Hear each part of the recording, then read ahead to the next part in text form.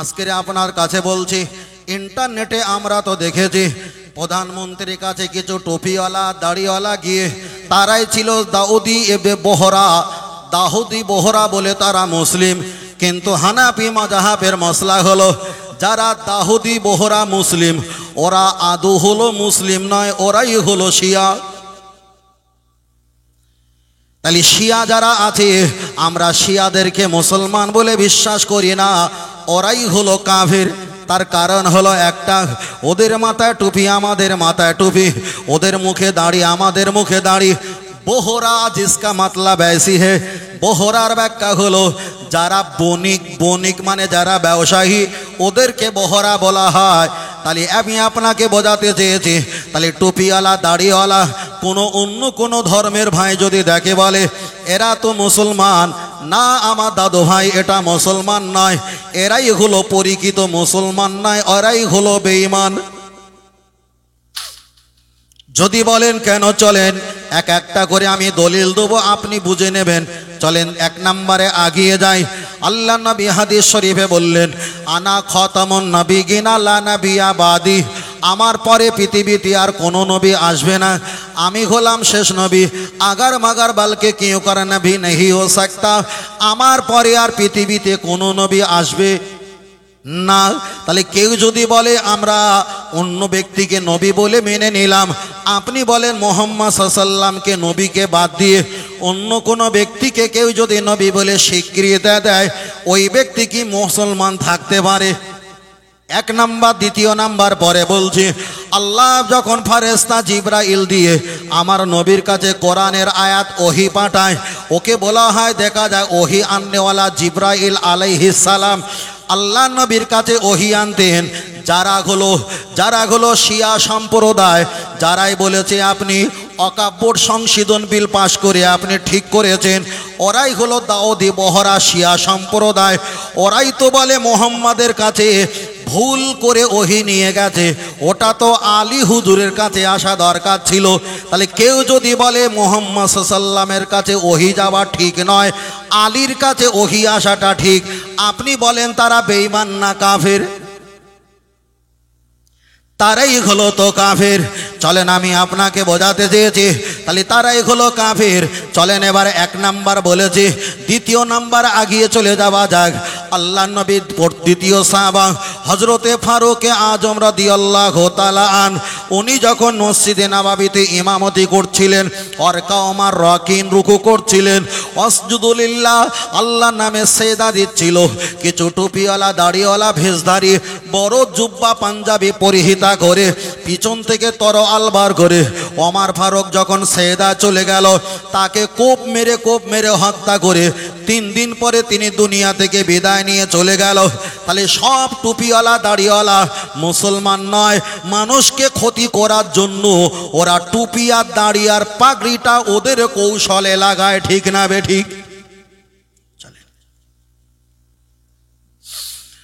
ও আমার বাপজিরা, আমি আপনাকে বোঝাতে চেয়েছি, 1-2 নাম্বার বলেছি, চলেন তৃতীয় নাম্বার আগিয়ে যাওয়া যাক।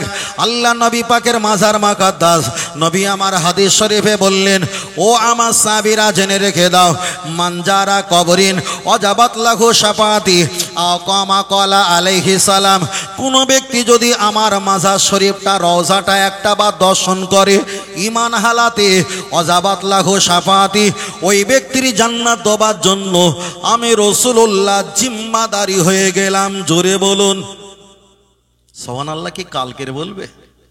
মানে হরিকতি আমলকি বড়া অর্জুন কালমেঘ রজনী বিমাল তুলসী শেখর শান্তি মোসাবি দিলবার রাকেশ খৈনি রাজা খৈনি কাটা খৈনি কোচা খৈনি খেয়ে কি মুখে কি মুকরন্দ হয়েছে নাকি ভাই? একটু জোরে বলতে হবে। জোরে আজকে যদি না বলেন তাহলে আর কাল বলে কি হবে? চলেন আমি আপনাকে বোঝাচ্ছিলাম, আল্লাহ নবীর মাজার শরীফ দেখলে নবী বললেন ওয়াজাবাত লাহু শাফাআতি, ওই ব্যক্তির জান্নাতে দেওয়ার জন্য আমি রাসূল সুপারিশ করবই করব।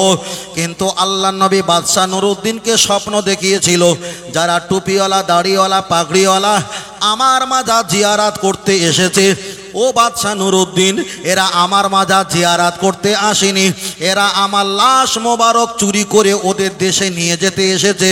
রসুলের মহব্বতের পাগল বাদশাহ নুরুদ্দিন যখন 15 দিনের রাস্তা অতিক্রম করে সেনা সভাপতি সৈন্য নিয়ে যখন আসলো, এলাকার মানুষ সাক্ষ্য দেয়, বালঘুমিও সল্ল না, এরা ভালো নামাজ পড়ে, অয়া শোবো না, এরা রোজা রাখে, অয়া হুদ্দ না, এরা হজ পর্যন্ত করে, এদেরকে আপনারা মারবেন না। কিন্তু শেষ পর্যন্ত নামাজের মশাল্লাটা যখন তুলেছে, বড় একটা গর্ত, ওই গর্তটা আমার রসুল পাকের মাজার মাকাদ্দাস পর্যন্ত পৌঁছে গেছে। কিছুদিন সময় পেলে ওরা কবর জিয়ারাত আর টুপি দাড়ি ভেস্টটা সামনে রেখে, মানুষকে দান খয়রাতটা সামনে রেখে আল্লাহ নবীর লাশ মোবারকটা নিয়ে চলে যেত। তাহলে পৃথিবীতে টুপিওয়ালা দাড়িওয়ালা এরা আজকের শত্রু নয়, এরা হাজার হাজার বছর আগে টুপি দাড়ি আর লম্বা জুব্বা পরে ইসলামের ক্ষতি করার জন্য চক্রান্ত করেছে না করিনি? আমার কথা বুঝতে পারছেন ভাই? আল্লাহ আল্লাহ। চলেন আমি আপনাকে বোঝাতে চাই, লক্ষ্য করে দেখা যায় তাহলে টুপিওয়ালা দাড়িওয়ালা সব জুব্বা পাগড়িওয়ালার কথা আমি আপনাকে বলছিলাম। ও বাবাজিরা, চলেন একটা বার এগিয়ে যাও। আমাদের ভারতবর্ষের নামে কারোর নাম বলছি না, কে একজন রাজনীতির লিডার হোক আর নাই হোক, তিনি তো দুবাইতে খেলায় গিয়েছে, আর আমার থেকে ভালো হাজি রমাল পাগড়ি মাথায় বেঁধে ইয়া হাবিবি বলে ফেসবুকে স্ট্যাটাস দিয়েছে। তাহলে সব টুপিওয়ালা দাড়িওয়ালা ইয়া হাবিবি বললে কি তিনি মুসলমান হতে পারে? মিঠুন চক্রবর্তী একটা বই করেছিল, বইটার নাম দিয়েছিল রহমত আলী। রহমত আলী নাম দিয়েছে, গলায় একটা ভাইজান গলায় রমাল দিয়েছে আর একটা পাঞ্জাবি পরেছে। তিনি দেখা যায় মাথায় টুপি দিয়েছে, মুখেটা দাড়ি রাখলো না, নাম দিয়েছে রহমত আলী। আপনি বলেন মুখে দাড়ি না রাখলে, মাথায় টুপি দিলে আর একটা রমাল গলা জোড়ালে আর পাঞ্জাবি আর পায়জামা করলে, রহমত আলী নাম দিলে সত্যিকারই কি মুসলমান হওয়া সম্ভব? চলেন আমি আপনাকে বোঝাতে চেয়েছি। আজ থেকে কয়দিন আগে একটা মিটিং হয়েছিল, আর মিটিংয়ের ওখানে বোরকা পরিহিতা কিছু মুসলমান নামীয় বলে স্টেজে তুলেছে। ক্যামেরাওয়ালা ম্যান যখন ক্যামেরা করেছে, হাতে দেখতে পেয়েছে অন্য ধর্মীয় মানুষদের রীতিনীতি হাতে পরা থাকে, সেটা ক্যামেরা ধরেছে। তাহলে বোরকা পরে মুসলমানকে যদি ক্ষতি করা চক্রান্ত হয়, আপনি কি বোরকা দোষ দেবেন? চলেন আপনার কাছে আর একটা কথা বলতে চেয়েছি। ও বাবাজিরা, ভালো করে খেয়াল করে দেখবেন, আগিয়ে চলে যাওয়া যাক। তাহলে টুপিওয়ালা দাড়িওয়ালা সব কিন্তু মুসলমান নয়, আমি আপনার কাছে প্রমাণ করতে চেয়েছিলাম। আগিয়ে চলে যাওয়া যাক। আপনাদের যারা পুলিশ বাবু আছে তারা ভালো বলতে পারবে, যাদের ড্রাইভিং লাইসেন্স নেই, কাগজপত্র নেই, ওরা রাস্তা দিয়ে ব্যবসা করে যাওয়া আসা করার জন্য আমাদের মতো একটা হাজি রমাল তারাও বগলে একটা গলা জড়িয়ে রাখে, বোঝাতে যায় কোনো ইমাম যাচ্ছে, ইমামের নাম সামনে রেখে ওরা ফাঁকিবাজ পালিয়েছে। এটাই তো মুসলমানের কলঙ্কিত করা হয়, ঠিক না? আর ঠিক ও হারাম করে জীবনে হাজি রমাল দেয় না। যে দেখবে রাস্তা নেকাচাকিন চলছে, নেই কোনো ব্লু বুক, নেই কোনো ড্রাইভিং লাইসেন্স, নেই কোনো অথরিটি, নেই কিছুই নেই, ও তখন একটা হাজি রমাল গলায় নিয়ে বাইক চালাবে, আর দুই দিকে হাজি রমালে কানা ঝুলবে। কেউ দেখে মনে করে মসজিদের ইমাম সাহেব যাচ্ছে, দা ছেড়ে দে, আসলে তো ইমাম সাহেবের ভেষ ধরেছে, আদৌ কিন্তু ওমাল ইমাম সাহেব। আমি কোন লজিকে বলছি বুঝতে পারছেন ভাই? একটু চলে না খেয়ে যাই। ও আমার ছেলেরা, জানান যুবকেরা, আমি আপনার কাছে একটা হাদিস পড়েছিলাম।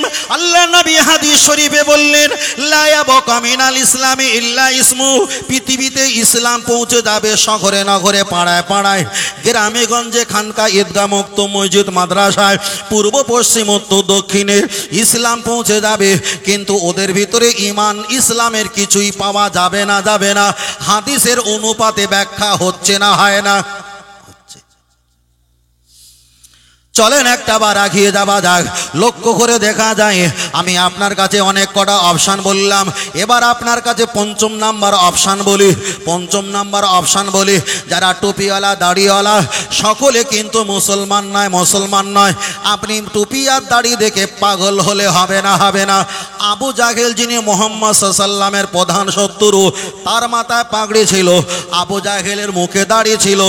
আবু জাহেল তিনি কাবায় হাত দিয়ে বলতেন, ও কাবার মালিক, আমি ব্যবসায় চলেছি সিরিয়ার জমিনে, আমার জন্য একটু খেয়াল দেখো যাতে ব্যবসা বাণিজ্য আমি একটু উপকৃত হতে পারি। তাহলে আবু জাহেলও সুবিধাবাদী, তিনি প্রয়োজনে কাবা এসে দোয়া চেয়েছে ব্যবসা লাভ হবার জন্য, আবার মুখে দাঁড়িয়ে রেখেছে, মাথায় একটা পাগড়ি বেঁধেছে, এটাই ছিল তার একটা লেবাস। কিন্তু খোলে খোলে মুহাম্মদ সাল্লামকে সবচাইতে বড় নির্যাতনার কষ্ট দিয়েছে। চলেন আমি আপনাকে বোঝাতে চেয়েছি, তাহলে পৃথিবীর মানুষেরা যখন কোনো সুযোগ না পায়, মুসলমানের নামটা সামনে রেখে ওরাই কিন্তু সুযোগ পায়। বললে হয়তো খারাপ লাগবে, এমনই আছে নিজের ধর্ম স্থান নিজেরাই ভেঙে আমাদেরকে আবার চাপিয়ে দেয়। আমি আপনার কাছে একটা বার বলছি, পৃথিবীর জমিনে হানাফি মাযহাবের ইসলামের মসলা হলো, আমি যে জামাটা পরেছি এই জামা যদি ১৫০০ টাকা দাম হয়, এতে যদি ১ টাকা হারাম থাকে, নামাজ কি হবে? নামাজ হবে না। আমি একটা ঘড়ি কিনেছি, ধরে নেন ১৩,০০০ টাকা দাম, এটা যদি দোকানদারের কাছে ১৫০ টাকা বাকি থাকে, আমি যদি আপোষে মিটিয়ে না নেই ১৫০ টাকা বাকি থাকলে এই হারাম বস্তু গায়ে রেখে নামাজ হবে না। আপনি যে কারেন্ট চালিয়ে আপনি সাবমার্সিবল টিউবওয়েল পানি ব্যবহার করছেন, যদি আপনি মিটারের পয়সাটা যোগ্যভাবে যদি না দেন, ওই মিটারের পানিতে উজু করলে আপনার উজু হবে না। আপনি যে জায়গাটায় বসে আছেন, আল্লাহর ঘর, আপনি মসজিদে আছেন, যিনি জায়গা দিয়েছেন উনি যদি ওয়াকফে লিল্লাহ, যার ব্যাখ্যা হলো আল্লাহর উদ্দেশ্যে জায়গাটা যদি দান করে দেওয়া হয়, ওই মসজিদে নামাজ হবে। আর কেউ যদি ওয়াকফে আওলাদ, মানে আমার সন্তানের নামে আমি এই জায়গা দিলাম, আমার সন্তান মসজিদের মাতোয়াল্লে দায়িত্ব করণভার হবে, এমন যদি কোনো ব্যক্তি ওয়াকফে লিল্লাহ না করে ওয়াকফে আওলাদ যদি করে দেয়, পৃথিবীর সব মুসলমানের একই ফতোয়া, ওই মসজিদে নামাজ হতে পারে। ও বাবাজিরা, আমি আপনার কাছে বোঝাতে চেয়েছি, লক্ষ্য করে দেখা যায় এখন যদি শ্বশুর বাড়ি থেকে যদি একটা বাইক চেয়ে নেওয়া হয়, আমার ছেলেকে বিবাহ দিলাম, আমার ছেলের জন্য একটা বাইক দেওয়া লাগবে, আপনি যদি শ্বশুর বাড়ি থেকে চেয়ে নেওয়া হয়, ওকে বলা হয় পণ নেওয়া মানে টাকাটা চেয়ে নেওয়া। শরিয়াতের মাসলা হলো জায়গা কাপড় শরীর পাক রক্ত কেবলা ছতর ঢাকা, নামাজের ভিতরে আর বাইরে 13টা ফরজ, তার ভিতরে জায়গা ফরজ। আপনি শ্বশুর বাড়ি থেকে একটা বাইক নিয়েছেন, ছিনিয়ে চেয়ে চিনতে জোর করে রাজদমন দেখিয়ে, শরিয়াতের ফতোয়া হলো ওই বাইকে ঈদের নামাজ জুম্মা নামাজ পড়তে গেলে আল্লাহর কসম ওই বাইকে যাওয়ার কারণে আপনার নামাজ হবে না। এটাই হলো ইসলাম, এটাই হলো ইসলাম। এমন একটা জায়গা এই জায়গায় জলসা দিচ্ছেন, তাও এই জায়গা ওয়ালার কাছ থেকে অনুমতি লওয়া লাগবে, ঠিক না বেঠিক?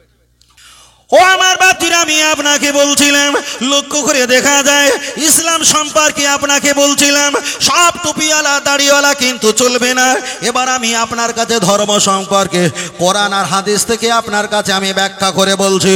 আল্লাহর নবী দাঁড়িয়ে আছেন, আল্লাহর নবী দাঁড়িয়ে থাকার পর কিছু মুশরিক কাফের আর ইহুদি গুণ নবীর দরবারে এসে বললেন, ফামাদাল হুয়া রাসূলুল্লাহ, হাবিবাল্লাহ, আপনি আমাদের গির্জায় গিয়ে আপনি ধর্ম পালন করে দেবেন, আপনার মসজিদে নববী শরীফে গিয়ে আমরা আপনার রবের নামে আল্লাহর নামে ধর্ম পালন করে দেব, এলাকায় সম্প্রীতি বজায় থাকবে। দয়ার নবী বললেন, ঠিক আছে, আগামীকাল বিষয়টা আমি বলবো। সকাল যখন হয়ে গেছে, দয়ার নবীর খিড়কি দরজার কাছে গিয়ে আওয়াজ দিলেন, ও আল্লাহর নবী মুহাম্মদ সাল্লাল্লাহু আলাইহি ওয়াসাল্লাম, ঘর থেকে বার হও, আপনি যে প্রতিশ্রুতি দিয়েছিলেন সেটা ওয়াদাটা পূরণ করেন। দয়ার নবী আমার দোনোয়াই দিয়া কম দুটো হাত দিয়ে যখন দরজাটা খুললেন, সঙ্গে সঙ্গে আল্লাহ কোরআন নাজিল করলো, ও মুহাম্মদ সাল্লাল্লাহু আলাইহি ওয়াসাল্লাম, তুমি ওদেরকে বলে দাও তোমাকে ওরা ওদের ধর্মস্থানে নিয়ে যেতে চায়, আর তোমার ধর্মস্থানে ওরা যেতে চায়, খবরদার তুমি ওদেরকে এই বাক্যটা শুনিয়ে দাও। 30 পারা সূরা কাফিরুন, কুলিয়া আইয়ুহাল কাফিরুন, হে কাফেররা তোমরা শুনে রাখো, লা আবুদু মা তাবুদুন, তোমরা যার ইবাদত করো আমি মুহাম্মদ তার ইবাদত করি না, আমি যাকে স্রষ্টা বলে বিশ্বাস করি তোমরা তাকে স্রষ্টা বলে বিশ্বাস করো না। লাকুম দিনুকুম ওয়ালিয়াদ্দিন, তোমার ধর্ম তোমার জায়গায় করবে, আমার ধর্ম আমার জায়গায় করব, এটাই হলো শরীয়তের বিধান। আপনি কারো ধর্ম স্থানে গিয়ে জোর করতে পারবে না, আপনার ধর্ম স্থানে কেউ এসে জোর করতে পারবে না। কোরআন পরে বলে দিয়েছেন লা ইকরাহা ফিদ্দিন, ধর্মের ব্যাপারে কোনো জোর জবরদস্তি চলবে না। চলেন আপনার কাছে আর একটা অপশন বলি। আল্লাহর নবীর ক্ষেত্রে যদি আমার আল্লাহ কোরআনের আয়াত দিয়ে বলে তোমার ধর্ম তোমার জায়গায় থাক, ওনার ধর্ম ওনার জায়গায় থাক, কেউ কারো জোর জবরদস্তি করা চলবে না, চলবে না। ও আমার বাপজিরা, খুব ভালো করে খেয়াল করে দেখবেন, আজকে আমরা ভারতবর্ষের মানুষ, আমরা পশ্চিমবাংলার মানুষ, আমরা ইন্ডিয়ার মানুষ, আমরা বাঁকুড়া জেলা কোতুলপুর সংলগ্ন এলাকার মানুষ, আমরা তো মুসলমান ইমানদার বলে দাবি করি। তবে আপনার কাছে একটা বার বলছি, আপনি যখন খানা খাবেন অবশ্যই একটা দস্তারখানা বিছিয়ে খাবেন। খানা যদি এক লোকমা ভাত যদি পড়ে যায়, আপনি আগে দুই হাতটা ধৌত করে নেবেন, বাম হাত দিয়ে তুলে ডান হাতে রাখবেন, আপনি তারপরে লকমাটা তুলে খাবেন। খাবার সময় ভুল ধরতে পারবে না। খাবার ভিতরে 13টা সুন্নাত আছে।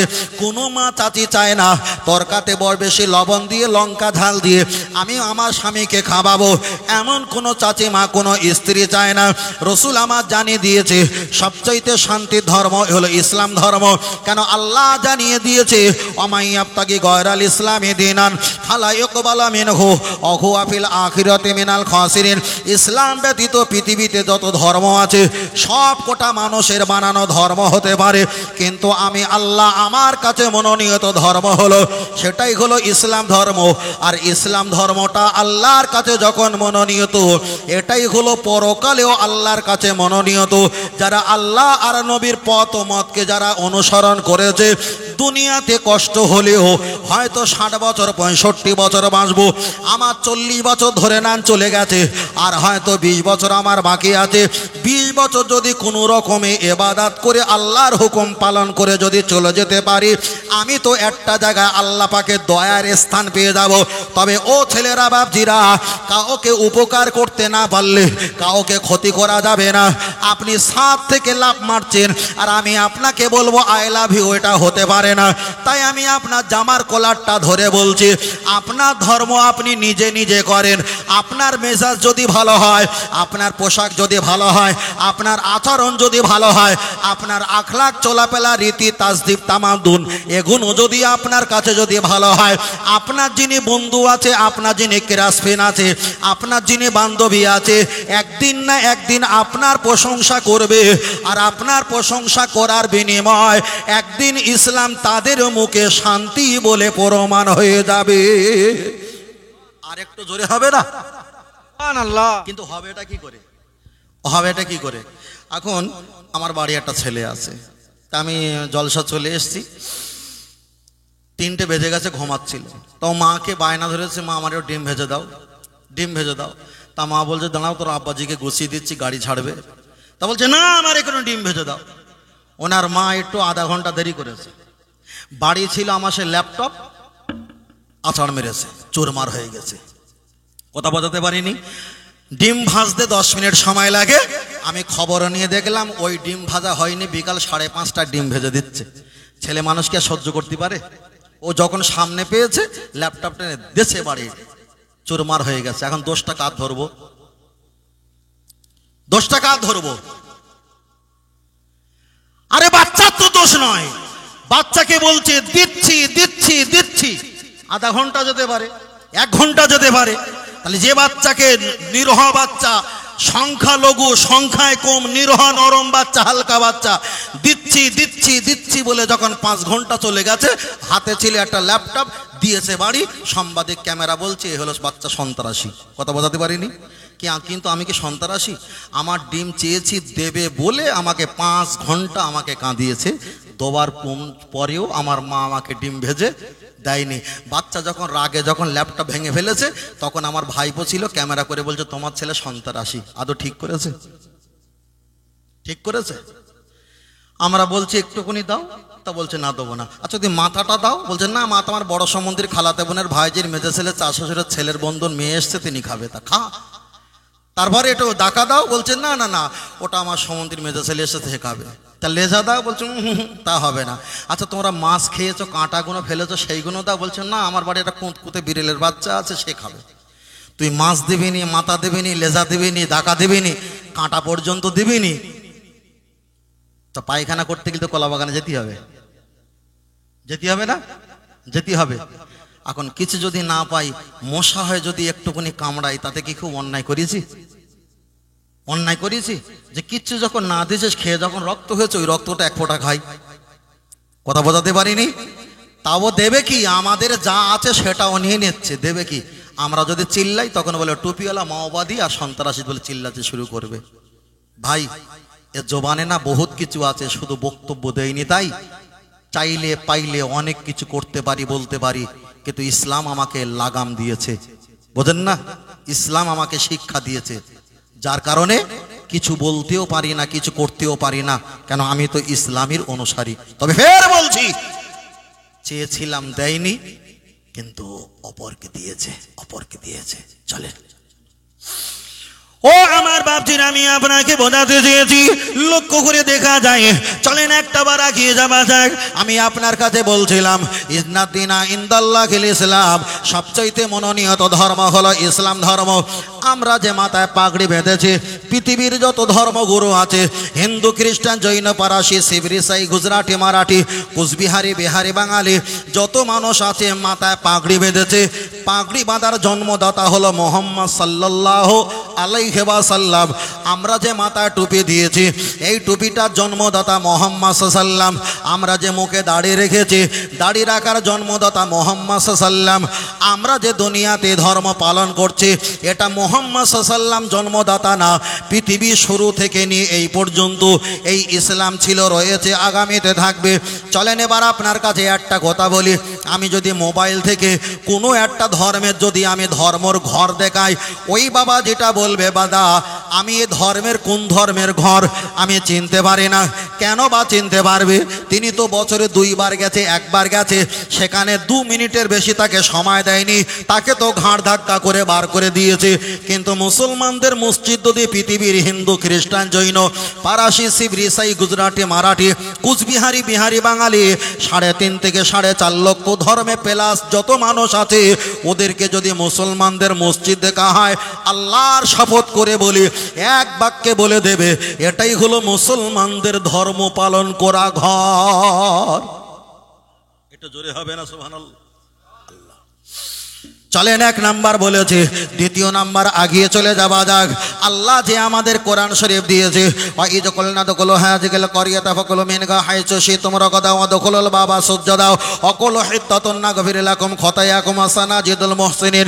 আল্লাহ যে কোরআন আমাদের কাছে দিয়েছে, পৃথিবীতে যত বেদ পুরাণ, ওল্ড টেস্টিমেন্ট, নিউ টেস্টিমেন্ট, বেদ পুরাণ, বাইবেল, গীতা, যত রকমের ধর্মগ্রন্থ আছে, ওদেরকে নিয়ে যে দেখা হয়, কেউ চিনতে পারবে, কেউ নাও চিনতে পারবে। অধিকাংশ হলো ওরা চিনতে পারবে না, কেন ওরা তো নিজেরাই পড়তে জানে না, পারে না। কিন্তু কোরআন যদি পৃথিবীর যে কোনো মানুষকে দেখানো হয়, কোরআনের ছবি আর পৃষ্ঠা দেখে এক বাক্যে বলে দেবে এটা মুসলমানদের কোরআন। জোরে হবে না সুবহানাল্লাহ? এখানে প্রমাণ হয়ে গেল আল্লাহর কোরআন তামাম পৃথিবীর মানুষের চোখে চোখে আছে, আল্লাহর ঘর পৃথিবীর মানুষের চোখে চোখে আছে। এবার চলেন, আপনাদের বাঁকুড়া জেলায় আল্লাহু আকবার বলে আজান দেয়, একই আজান। আবার বাংলাদেশে আজান দেয়, একই আজান। আবার আফগানিস্তানে আজান দেয়, একই আজান। সৌদি আরবে আল্লাহু আকবার বলে, একই আজান। তামাম পৃথিবীতে যত মুসলমান আছে, আজান যখন দেওয়া হয় আল্লাহু আকবার বলে। ধর্মের মানুষ সব এক, ভাষাগত আলাদা হতে পারে, কিন্তু ধর্ম পালন করার সময় একই ভাষায়, একই আরবি জবানে তারা সৃষ্টিকর্তাকে ডাকে। আপনি যে ভাষাভাষী হোক না কেন, যখন সালাম দেবে আসসালামু আলাইকুম, তখন ধরে নেবেন এই ব্যক্তিটা হলো মুসলমান। কেন? আল্লাহর কোরআন জানিয়ে দিয়েছে আমার ধর্ম হলো এক, আর ধর্মটাই হলো শান্তির ধর্ম। পৃথিবীর যে প্রান্তরে যাবে কেন, কানা হোক, খোঁড়া হোক, অন্ধ হোক, খঞ্জ হোক, আর পাগল হোক, আর লুলো হোক, আর মহারথী হোক না কেন, সালাম যখন দেবে, আজান যখন দেবে, আল্লাহ যখন বলবে, একই ভাষা একই আওয়াজে বলবে, তখন মনে হবে এই ব্যক্তিটা হলো ইমানদার একজন মুসলমান। আল্লাহ চলেন তাহলে এখানে প্রমাণ হলো আপনি পৃথিবীর যেখানে যাবেন একটাই, একটাই তো, একটাই না, একটাই।